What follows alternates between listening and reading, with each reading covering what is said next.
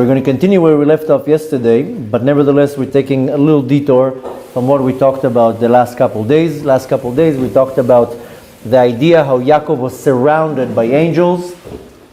We explained two psukim in Tehillim, Ki malacha v'tzevelach l'shmacha b'chol derchecha. Hashem appoints angels to guard you wherever you go and to escort you. And also Malach Hashem choneh lechol hayerim el Hashem. There's an angel park next to a person who's a God-fearing person, where he explained how when it says malachav, many angels, it's referring to actual angels. When it says malach, single, that's referring to the Shekhinah, person that is a God-fearing person. Then he has 24/7 guardians from the Shekhinah that will guard that person, and nothing can harm that person. And anything that comes to that person that will look in a negative way, it's not negative. It's actually a very good thing. And I think I mentioned a couple of times an example that many years ago, my older son, he was young, he was maybe 2 years old, 2.5 years old, and he was a little bit clumsy, and he pushed like some type of a cart as a game, and then he fell down the stairs.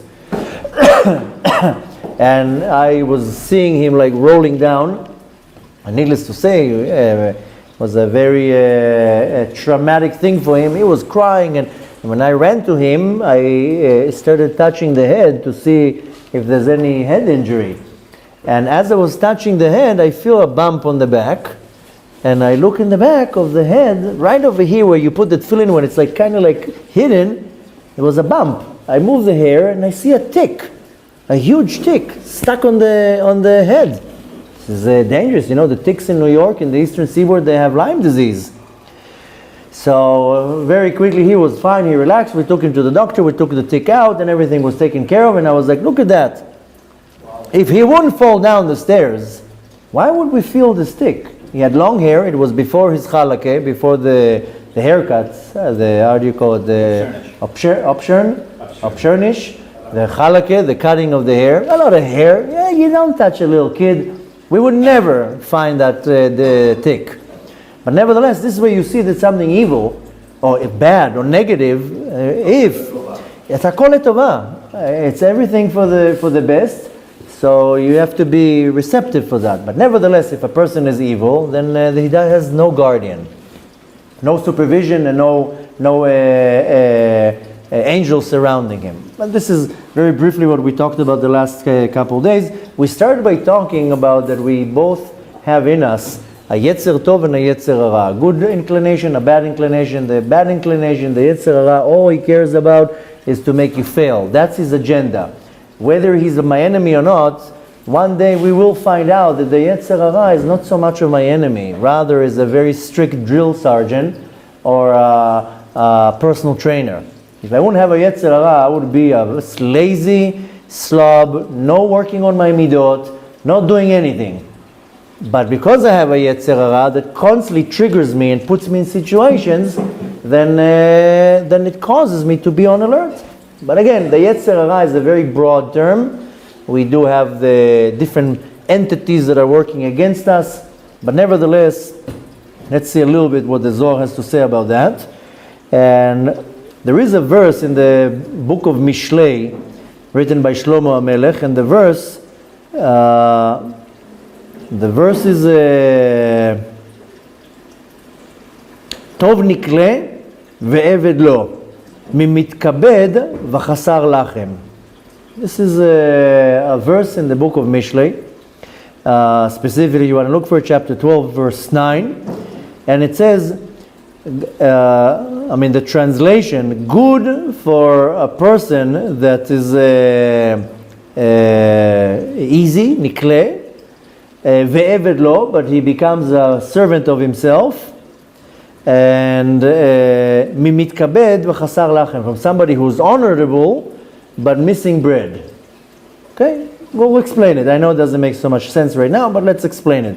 But nevertheless, to explain what we want to say, we bring this verse, and it says this as so forth. Tov nikle ve'eved lo. It's better to be a person that is very lenient on himself, and he's a slave to himself, Meaning that לעשות מלאכתו להתפרנס בו, he's not looking for other people to, he's doing the work himself. ממתכבד, from somebody who holds himself as a very honorable person, ובוש לעבוד עבודתו, and he's better to be a humble person, and if I need to do the work, or something that is maybe embarrassing or degrading, but to actually do the work, than to hold yourself like a pot and say, no, I will never go and ask for help. Why you can't be humble and say, I'm in need, I'm in a desperate situation, can you help me? Oh yes, I have to go and clean toilets, so I don't know what. You have to do what you have to do. So Shlomo HaMelech says, in other words, better not to hold yourself as such a great individual, to hold yourself lehefech, in not such a great situation, and you have to do something, you do it. So there's no argument of respect or honor. And how many times people come here, they see me on a ladder changing a light bulb or sweeping the floor outside. You? Will you sweep the floor? Yeah, I sweep the floor. If I'm not going to sweep the floor, who's going to sweep the floor? You're going to walk on dirty floor. Not that I need to get a tap on my shoulder, but Shlomo HaMelech, needless to say, the wisest man of all, says, don't think that you're that great. So what? You can be, the greatest of all. Doesn't mean you can't bend down to do something. There's a slogan in the Israeli army, a good commander is the one who gives the right example. So you can be a general and still sweep the floor. Nothing's wrong with sweeping the floor. Better than that, than a person that holds himself, I'm sorry, I'm the Rosh Yeshiva. I can't clean the dirt or clean the toilet. I mean, you don't see it because I come here late at night. How many times I clean the toilet? Because it's not appropriate that in the shul the toilet is going to be full of dirt. So I know people, no, I'm sorry, I'm the rabbi of the shul. I'm not going to clean the toilet. So Shomer says, better to be humble and to do the dirty work, right? And now what happens? If I hold myself as something that are much greater than I am, then I might be missing things because I will be embarrassed to go and ask for help.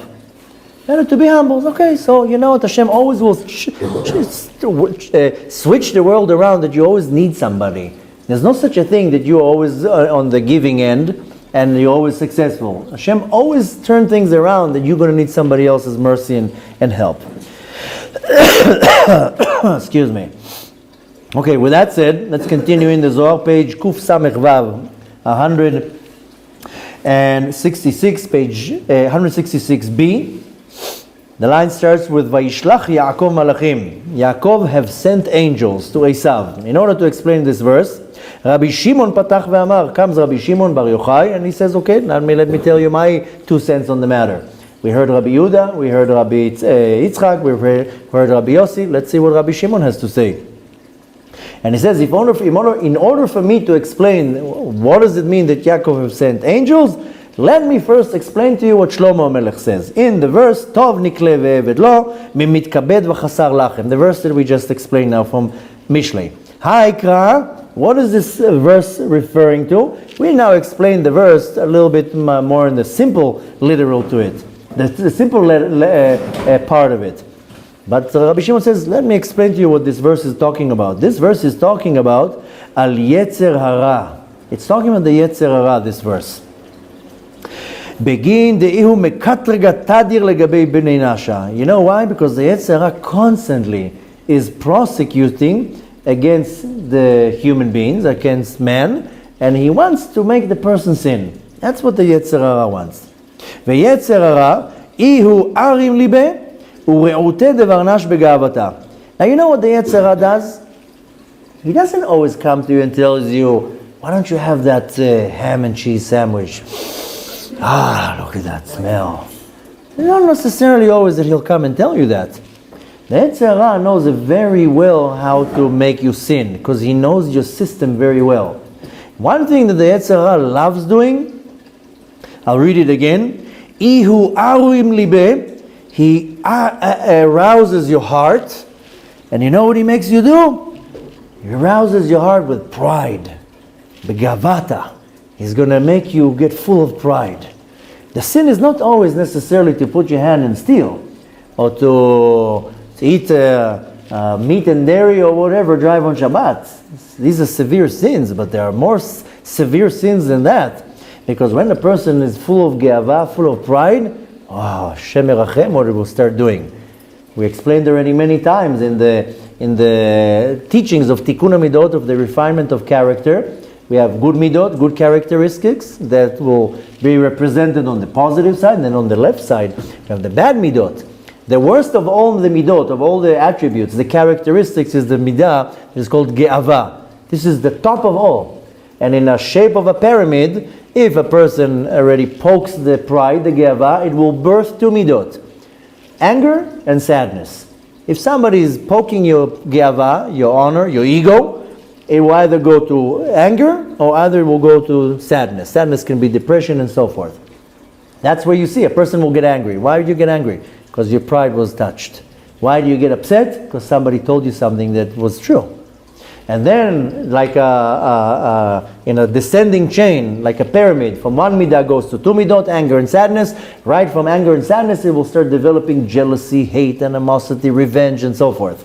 Now look at all these sins. From one thing, somebody said something against your ego, right away anger. The anger is a very severe sin.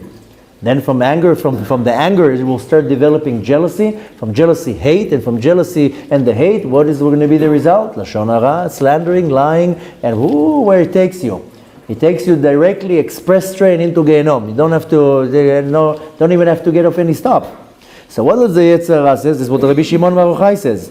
The Yetzer Hara arouses your heart, fills it out with ego, with ge'ava. And then the person goes all around with this fat ego. Now the way he's saying it here, he's saying it in a very metaphorical way. He says, Azil abatre, the person walks around, umesalsel sare, like rolling his hair, uvereshe, and like combing his hair. Remember many years ago when we were kids, there was the WWF. Remember that? The wrestling thing? It was like a bunch of clowns in a ring. One of them, if you remember, I forgot his name, I think Chris, but one of them, he used... No, not Hulk Hogan. He used to walk into the ring, and what would he used to do? Comb his hair. Remember that? He used to comb the hair. Yeah, whatever her name is.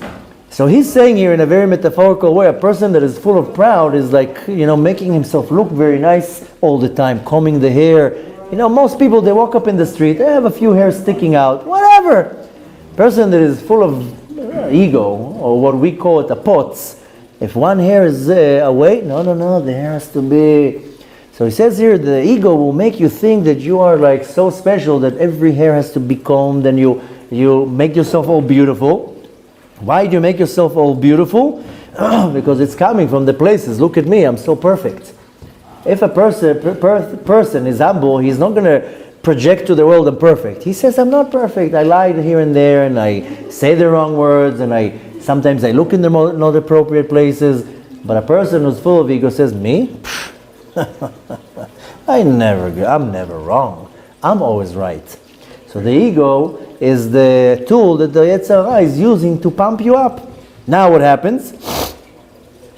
The Yetzer Hara is ad deihu itgaele, till the person is full of ge'ava, full of pride, umashich legehenom, and then he pulls the person into Gehenom. Ge'ava takes you direct to Gehenom.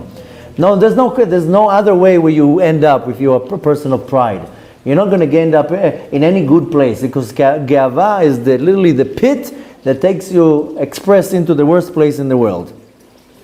Aval tov nikle, now let's go back to this verse. Tov nikle, meaning when a person, it's better to be humble and simple, and coming from the word kalut. Kal is that you let go. Meaning, Hahu dela azil abatre de Yetzer Hara velo itgai klal. What is better? To be humble and simple. You know what? You don't follow the Yetzer Hara. You don't let him pump up your ego. And you say, listen, I'm very good here, but here I have a lot what to work on. When you carry yourself very low, what is called the ruach shfela, I'm a humble person, then the ego can't make you stumble. The Yetzer Hara cannot pull you with ge'ava. Uma'ich ruche, and he, so to say, lowers your spirit, humble. Velibe, and his heart, makes his heart small and not so full of ego. And and he turns his heart for the will of Hashem, not to the will of like what do most people want? To be famous, to be popular, to be loved, to be the one that everybody listens to be the leader, to be the one that everybody adores. That's human nature. If you pushed aside, some people are fine with that. Some people say, I don't want to be in the spotlight. I want to be in the corner.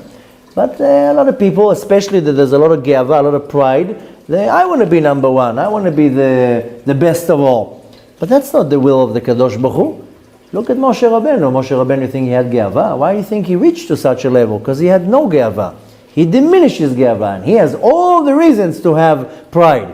He is the only one who ever talked to the Kadosh Baruch Hu. He's the one who went up to the mountain to get the Torah.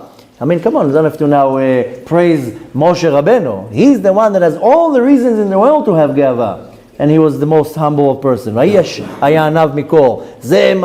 definition of Moshe Rabbeinu.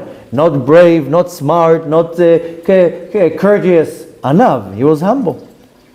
So the smart person, when the Shlomo HaMelech says about Tov Nikleh, best to be humble. Turn your heart to what Hashem wants, not to what I want. וכדין ההוא יצר הרע, מתהפך לעבד לו. Now what happens if you do that? The יצר הרע becomes your slave. דלא יכי לשלטה עליו. The יצר הרע becomes your servant and he can't go against you anymore. And he can't control you anymore. That's the level you want to be. You want to be that your יצר הרע it works for you. So the right way is that you take the Yetzer Hara and you make him work for you. How do you do that? When you're humble. If you're not humble, the Yetzer Hara, turns you on his finger. But if you humble your heart and your spirit, then the Yetzer Hara has no control over you. V'hu barnash shalit aloi. Now what happens? The person controls his Yetzer Hara. If you have an issue with your Yetzer Hara, and you acknowledge it, because most people, they don't acknowledge that the Yetzer Hara has them already tangled around his web, and they live in some dream that no, I'm under control, everything's fine. Didn't you see? I have a yarmulke. So most people don't realize that the Yetzer Hara already has them tangled in his web. But when you reach to a point that you realize, who am I kidding? The Yetzer Hara has me under control. All he says is jump, and I will jump on whatever he tells me to jump on, with my yarmulke and my beard and my suit. So when you acknowledge the fact that the Yetzer Hara has control over you, and you realize, how am I going to fight this Yetzer Hara? All day long I want to do this, I'm thinking of that, I want to say this. How do you control your Yetzer Hara? You work on your Midat Anava, you humble yourself. You become a humble person that all your desires to do Hashem's will, by default you overpower the Yetzer Hara. And when you overpower the Yetzer Hara can control you. Kama dat Amar, as it says in the book of Bereshit, chapter 4, verse 7, Ve'ata timshol bo, and you will control him. That's what I want to. Rashi explains in Bereshit that if you want, you can control the Yetzer Hara. It all depends if you want. Usually you don't want, because the taste of sin is very sweet. And you're saying, let me enjoy a little bit of it today, tomorrow we'll see what we'll do. But if you really, really want, and then you overpower the Yetzer Hara. You know when you really, really want to overpower the Yetzer Hara? When the next day you have that court date that you really need to get out of some trouble, then that night before, you are like an angel. No Lashon Hara, no stealing, no nothing. Why? Tomorrow is the court date. So, like the ones who show up in shul once a year, give a big check. What's going on? No, I have a court date tomorrow. Of course. So, I have a lot of people who call me once a year. Rabbi, where can I donate? Are you looking to buy a Sefer Torah? Why? What happened? No, tomorrow I have a court date. Somebody's suing me for $3 million. Suddenly you remember Hashem. But nevertheless, Rashi says, and this is based on what it says in Sefer Bereshit, V'ata timshol bo. If you really want, you can control the Yetzer Hara. You make him work for you. Now he continues in his scale. I mean, we're going through the verse. Now comes to the part of the verse where it says, Mimit kabed. The person that takes for himself kavod. Honor. It's very easy to take honor. Ooh, I'm the head here. I'm so-and-so. I did this, I did that, and so forth. When a person takes on himself honor, it's not good. A person has to say, okay, listen, Hashem allowed me to do some good things in my life. Don't take honor. But nevertheless, this is mitkabed, somebody who takes respect and honor. Kama de Amran, as it says, De'ihu okir garme mesalsel besare itgai beruche. As we said already before, a person that takes on himself respect and honor, and everybody has to bow down to me, and I'm the number one, and everybody has to run, dance to my tune. That person that does that, by the fact that, again, this is a metaphorical way, that mesalsel besearo, that he turns his hair around, and mitgae berucho, and he's full of proud. Ve'ihu chasar lechem. What he's going to end up being? He's going to lack lechem. He's not going to have lechem. Now lechem is bread. But what does lechem represent? First of all, that you're missing what you're supposed to get. Lechem is the basic sustenance that we need. And when a person is chasar lechem, he doesn't have bread, it means he doesn't have parnasa. They end up not having anything. Because the minimum that we need is bread. So if a person takes on himself a lot of respect, and he wants respect, and he demands respect, and I'm the head of the yeshiva, and I'm the boss of the factory, and I'm the head of this and that, and I did this and I did that, at the end of the day, you're left with nothing. Because the Gaha doesn't take you anywhere. But more than that, what does it mean that chaser lechem, he doesn't have lechem? Meaning, this is what Rabbi Shimon Bar Yochai, chaser mehemnuta. He doesn't have any emunah, doesn't have belief in Hashem. Meaning, that he doesn't have any divine shine, so to say. This is called Hashra'at HaShechina. Hashra means that the Kadosh Baruch Hu is, so to say, shining the Shechina on me. If I don't have any Hashra'at Shechina on me, I will never do quarter of a mitzvah. The only reason why I'm able to move myself to do any type of a mitzvah is because the Kadosh Baruch Hu is taking his Shechina and is shining it upon me. If not, I will have a heart of rock. I will not do anything. So that's why I said so many times, before you do a mitzvah, don't only say Baruch Atah Hashem Elokeinu Melech Haolam. Say quietly to Hashem, Hashem, thank you so much that I'm willing to say now Birkat HaMazon. Thank you for allowing me to show up to shul today, and I have the desire to put tefillin on. Because if Hashem would not bestow this feeling on me, I would come up with all the answers.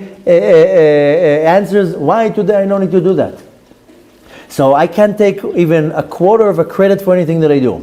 You can't come and say, oh, I observe Shabbat and I put tefillin already for 40 years. You put tefillin on for 40 years because Hashem every day allows you to put tefillin on. Because there are millions of men that they don't want to put tefillin on.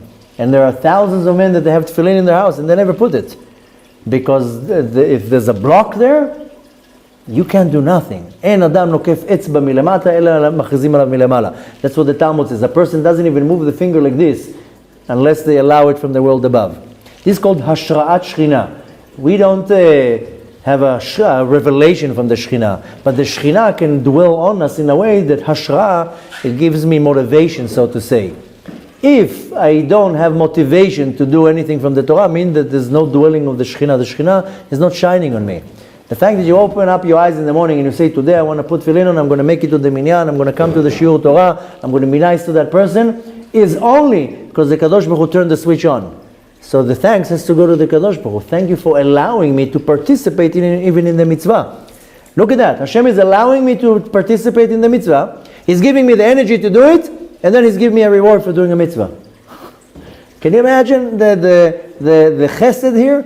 And some people have the chutzpah to say, Hashem, I'm such a good Jew, why are you being mean to me? Shut up. Say thank you that Hashem even allows you to breathe. But nevertheless, He says that a person that is building up Gaha, too much Gaha, you know what's the end result? He has zero emunah. No belief. Doesn't believe. I'll give you a very good example in a second.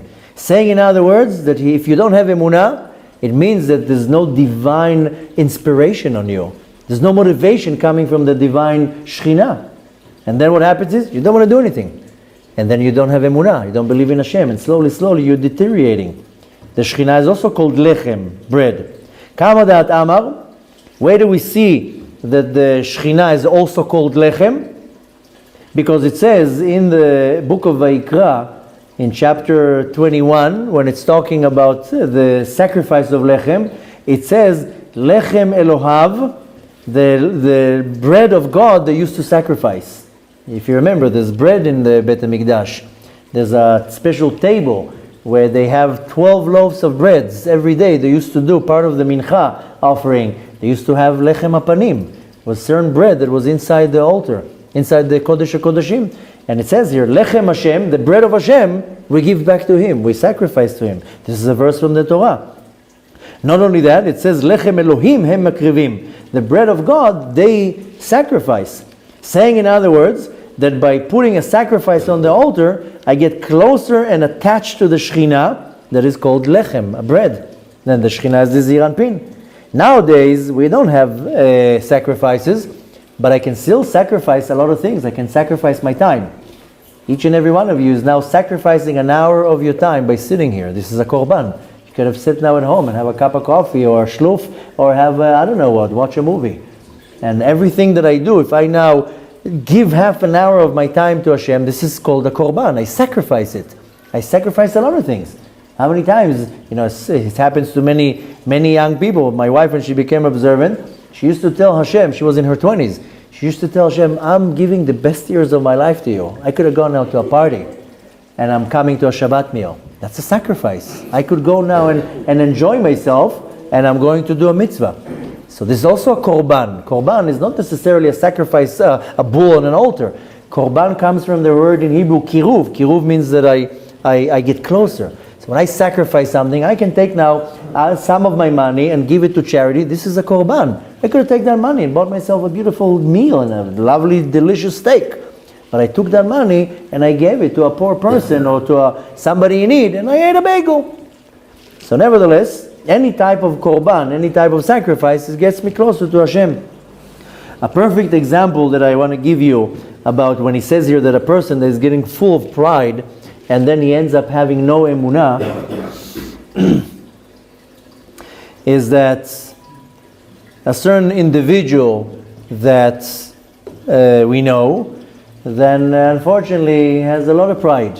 I did this, I did that, I'm this, I'm that, and too much gava, much too much gava, out of control. When a person is too much has gava, and something, I'll say the other round, if a person has no gava, no pride, and he's a humble person, somebody will come in to his turf or territory, he would not look at him as a threat, he would look at him as a partner. Or what can I learn from that person? How can we together join forces and serve Hashem the best way? So we know of an individual that was unfortunately didn't have control over his pride. Too much gava. I did, and I, and me, and I, and me. And another individual came to his territory, so to say, and did the exact same thing, just a little bit better. Because this was the will of the Kadosh Baruch Hu. That's what Hashem wanted. That person, the pride was hurt. Since the pride was so out of control, he lost emunah. What, you don't believe that Hashem is going to give you your parnasah? You don't believe that Hashem is going to make you continue doing your things? Don't you believe in Hashem, that Hashem is going to allow you to continue doing whatever it is? Or if Hashem wants now that He's going to be the person and not you, well, you have zero emunah. And you see clearly how the pride of the person caused the person to have no emunah, that now that person in front of me is a threat. He's not a threat. He's your co-worker. He's your partner. They're you both serving the same God. You're both serving the same cause. But now that person is a threat to you. He's not a threat. What? Because he's doing what you're doing. What do you think? There's only one pizzeria on the main street here? There's 7 pizzerias. Each one has their parnasah. Many years ago, I came to a certain community where I was learning in a yeshiva. And I got very friendly with a local business owner there that had like a car service. Because I was already an adult, I needed money, so I worked. I learned in a yeshiva half a day, and half of the day I did a car service. Today they call it Uber. 15 years ago it wasn't an Uber, but I was doing a local car service. I would learn half a day in the yeshiva, then the rest of the day sit in my car, read Tehillim, and the guy would call me, go here, take there, like a car service. And he was the only one who was doing car service in that neighborhood for years. And then everybody started getting the idea, let me get a minivan and I'll do car service too. So another person went, got a minivan, started hanging signs everywhere that he's doing car service. This guy that was my boss got so upset. He would run in the street and pull the signs down and get so upset. So one time, an amazing rabbi, who is actually up until today one of the halacha authorities that I turn to when I have a serious question in halacha, his name is Rabbi Heller. Nevertheless, genius in halakha, genius in halakha. Very humble person. You see the person you're seeing, this is unbelievable. I mean, I can't define him as a tzaddik, but unbelievable. Yeah. Very special man. Nevertheless, so this Rabbi Heller, he went to this individual that I'm talking about, and he told him, you're a God-fearing person, you come to shul on Shabbat, you have a nice beard, why are you running around the town pulling signs off? This doesn't befit you. And the person says, listen, this is hasagat gvul. Hasagat gvul is when somebody goes into your territory. Now in certain situation there is, according to halacha, what is called hasagat gvul. This is my turf, or territory, or my place. You're not allowed to come into that. And again, we're not going to get into the details of that. There's a lot of details when it comes to hasagat gvul. But nevertheless, so the boss that I used to work for, he told the Rav, that's hasagat gvul. That's my neighborhood. I do here car service for 20 years. This guy now comes, this rookie, whatever, and he puts the signs, and the rabbi told him, forget about now hasagat gvul, not hasagat gvul. Oh, what are you? You have doubt in the parnasah that the Kadosh Baruch Hu will send to you? And he told him a story, and he says once there was a little shtetl, a little village, and the village had a midrachov like we have here in Tzfat, one street, no other streets, one street, and all the stores were on one street. But the way it worked in that market, that everybody would walk in from the entrance of the market and had to go out from the same place, well, like a dead end. Now, there was one person that had a butcher, and his store was at the end of the market. If you want to get the meat, you have to cross the market. Okay, for many years, that was the butcher. Anybody who wanted meat went to Shloimeh the butcher. One time comes a young man, and he opens a butcher store. And he opens the butcher store in the front, in the entrance. In real estate, location. He opens his butcher store in the beginning of the midrachov, of the shuk, the market. And needless to say, a large amount of people, they walk into the market, they don't want to go all the way to the end. Let me just get my chicken here. And needless to say that it affected his parnasah. And people started coming to this butcher, the one in the end says, doesn't it bother you that the person in the front opened the butcher too and he's taking your customers? So the man answered them, and this is the story, that person that opened the butcher in the beginning might be taking my customers, but he's not taking my parnasah. And that's what this Rabbi Heller answered the guy that I worked for. Yeah, that person might be taking your customers, but he's not touching your parnasah. Not even 1 cent. You have nothing to worry about. Don't make a fool out of yourself and run around the city and pull the signs down. Let him get his parnasah too. Don't worry now, hasagat gvul, don't worry about that. Don't start taking the halacha and trying to manipulate the Torah to work for your benefit. What are you don't have emunah? You don't believe that Hashem is going to send you your parnasah? You have to go and make a show and pull the signs down and get upset and angry about another person. Now you have sinat chinam on that person. You're jealous, you're upset, you're angry, you're talking bad about this person. Why do you need this headache? You see how the Gaha makes you lose your belief, your emunah? That's full of Gaha. I'm here for 20 years. I'm the one who's doing that. How dare he comes into my turf? That's Gaha. You lost your emunah. Forget about all this Gaha. Don't you believe the Kadosh Baruch Hu will give you the parnasah you nobody can touch your parnasah. People can steal your customers. People can badmouth you. People can do whatever they want. Nobody can touch what belongs to you. Nobody. And if this is the parnasah that you're supposed to get, you're going to get it, how we say, beras bin ammo, you're going to get it. It doesn't matter what you're going to do. So don't let your pride take you to a place that what's going to be the result now? You lose emunah. You lost your emunah. Why? Because the divine presence, the Shekhinah, cannot dwell on you if you don't have, if you're pushing it away, it can't dwell on you. You can't dwell on you. There's no Hashra'at Shechina. They say in a shul, there's what's called Hashra'at Shechina. We're sitting here 10 men, the Shechina can start shining upon us. What's the result? That we're being inspired by the Shechina. Why are you inspired in a shul? Because of the class, because of the words that are coming out of the teacher? No, because the divine power is giving you inspiration. So you leave the shul all hyped up and with a good mood. So the point is, you see it sometimes, if you observe situations, you see how sometimes the Gaha causes the person to lose his emunah. Now you think, what, you think that person can push you out of your job or out of your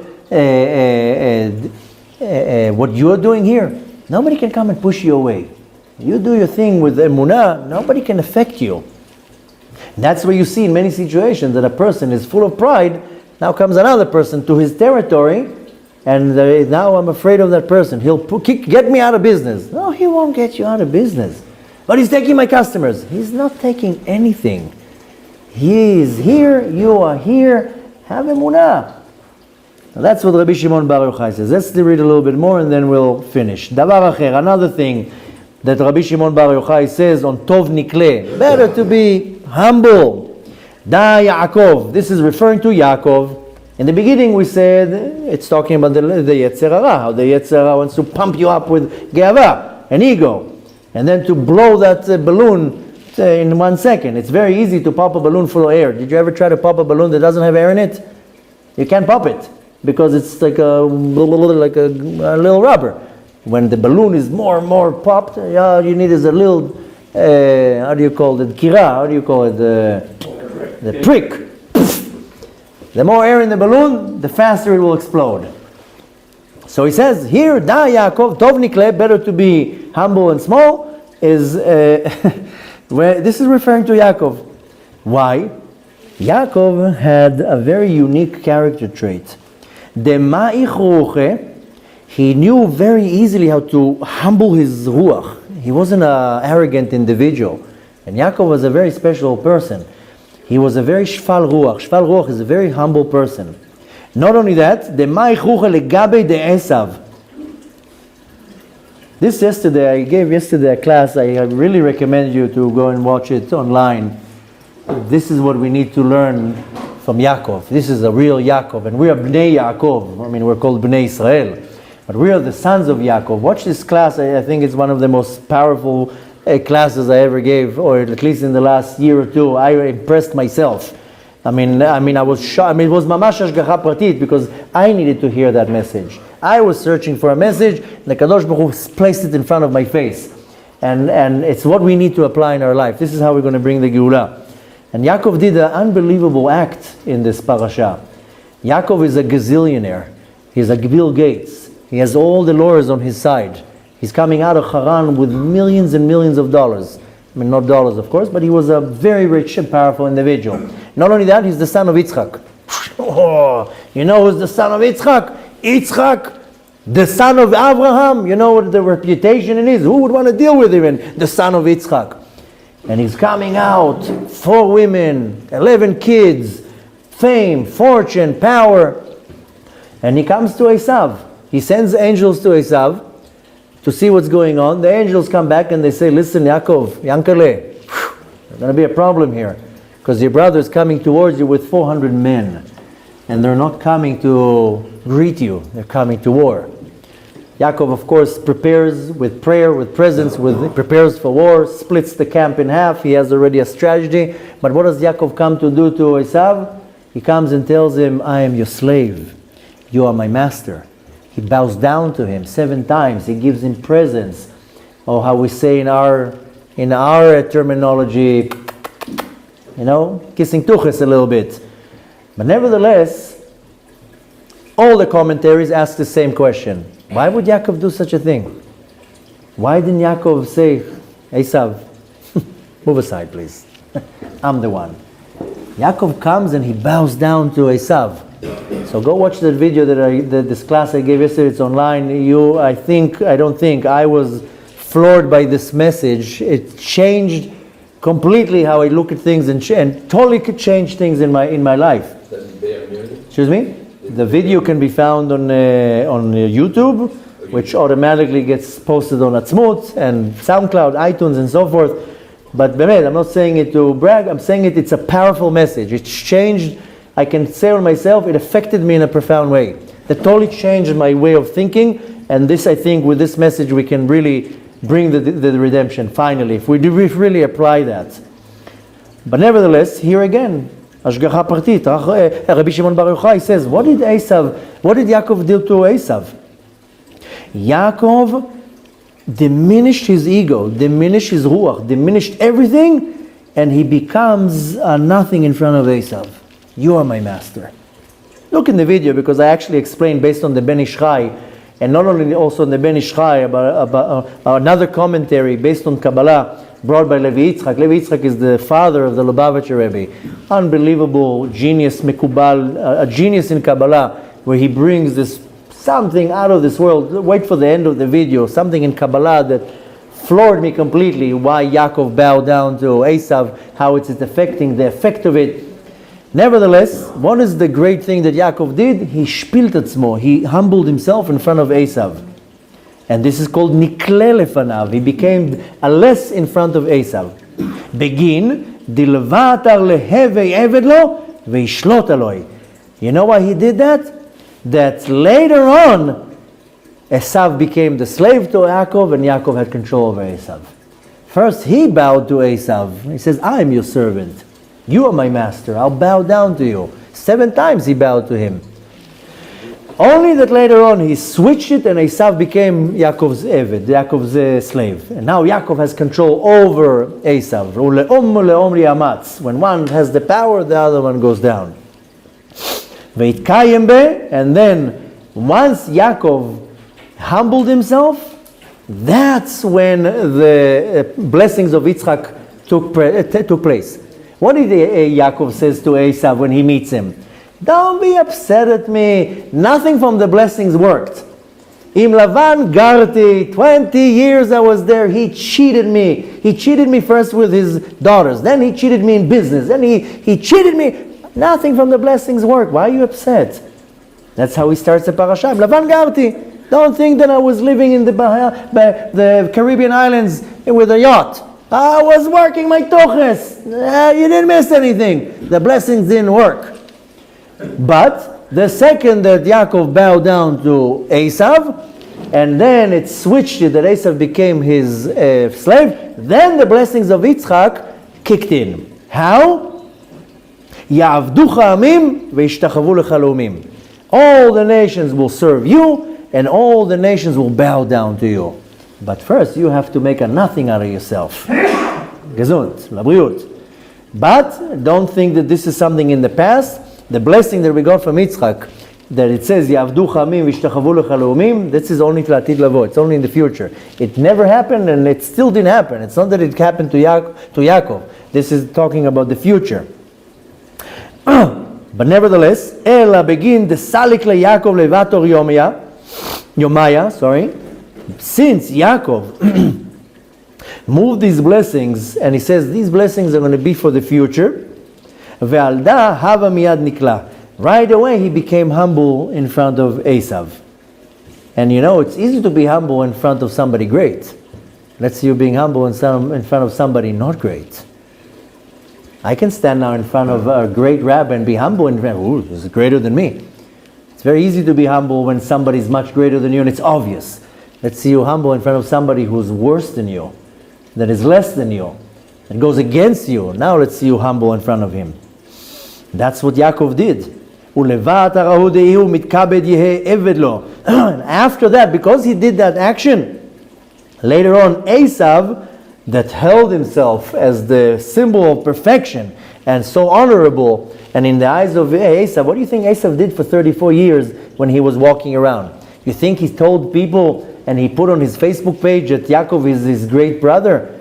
For 34 years, Esav spread hate around the land. Yakov is a murderer, he's a thief, he's a fraud, he's this, he's that. If you look at Esav's Facebook page, that's what he advertised there. He didn't say, my brother, he's humble, he's a man of a family and he has wife and kids, he's a hard worker, he's honest, he learns Torah. You think that Esav said that? Here's a family picture. Yeah, for 34 years Esav said, my brother is a thief, he's a fake, don't believe him, he's not a real human being, he's not this, he's not that, he's not a family man, he, I don't know, abuses his kids or whatever. Esav is spitting this hate around and everybody believed Esav. Esav was like, I am the symbol of perfection, don't believe me, and don't believe Esav, and don't believe Yakov. Now, after that Yakov was able to humble himself in front of Esav, later on, he switched it and Esav became the Eved, the servant of Yakov.